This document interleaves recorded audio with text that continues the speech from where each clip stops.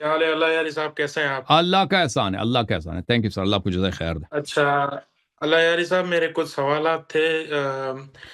میں نے آپ کی کافی ڈیبیٹس دیکھی ہیں، تو ہم، سیدہ ام کلثوم کے حوالے سے جو ہے، کبھی آپ کا یہ تھا کہ وہ ابو بکر کی بیٹی تھی تو حضرت علی نے ان کو اڈاپٹ کیا تھا.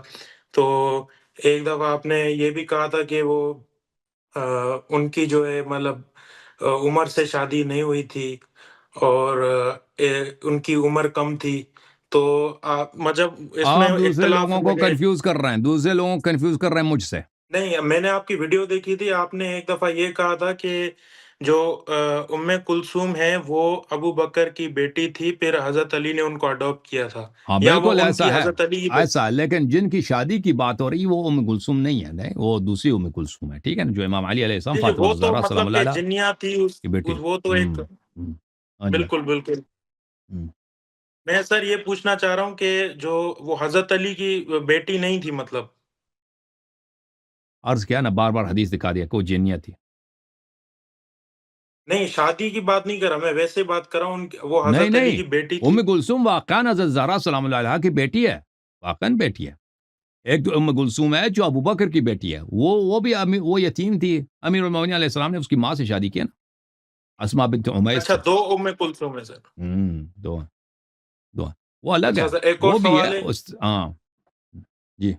سر ایک اور سوال امام مہدی کے حوالے سے. جب امام مہدی کا ظہور ہوگا تو جب وہ قرآن لائیں گے تو وہ قرآن دوسرا ہوگا، یا جو اسی قرآن میں جو ہے اس کی وہی تفسیر قرآن، دوسری ہوگی؟ وہی قرآن جو امیر المومنین علیہ السلام نے لکھا ہے، جمع کیا نا، وہی ہوگا. اچھا سر، لاسٹ سوال ہے سر کہ جی. علم جفر کے حساب سے کہ اہل بیت کا کیا قول ہے کہ علم جفر جائز ہے؟ اور ایک جفر ایک کتاب ہے جو امیر المومنین علیہ السلام نے لکھی ہے، ٹھیک ہے نا، اس میں آئندہ کے سب اخبار موجود ہیں کہ آئندہ کیا ہوگا، اور وہ امام ائمہ طاہرین علیہ السلام کے پاس ہے، اور امام عصر علیہ السلام کے پاس ہے. اس کا کسی کو نہیں معلوم کہ اس میں کیا لکھا ہے،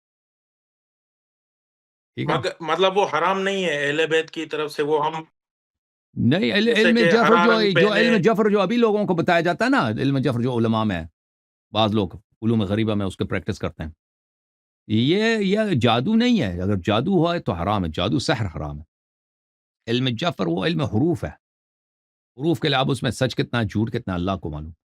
یہ کیونکہ سر مجھے اس ادھر کا. جو ہاں. علماء ہوتے ہیں، ہم، ادھر ہم. علماء کہتے ہیں کہ جو ہے نا ہر سال جو ہے 2026 میں آپ ہرا رنگ پہنے، یہ اپنا عقیق انگوٹھی پہنے، یہ علم جفر میں ہے، ائمہ کا قول ہے. تو نہیں نہیں نہیں، کبھی یہ ایسے کبھی گمان آتا ہے کہ یہ جائز نہیں ہے.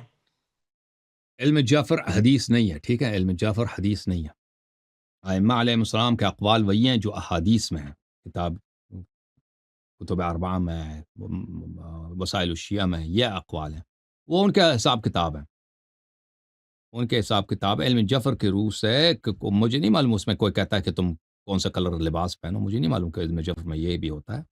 بہرحال اس کا وہ علماء کے حساب کتاب جو ہے نا، علم جعفر کے روح سے وہ جو حساب کتاب لگاتے ہیں، وہ ائمہ طاہرین علیہ السلام سے اس کا کوئی ربط نہیں ہے.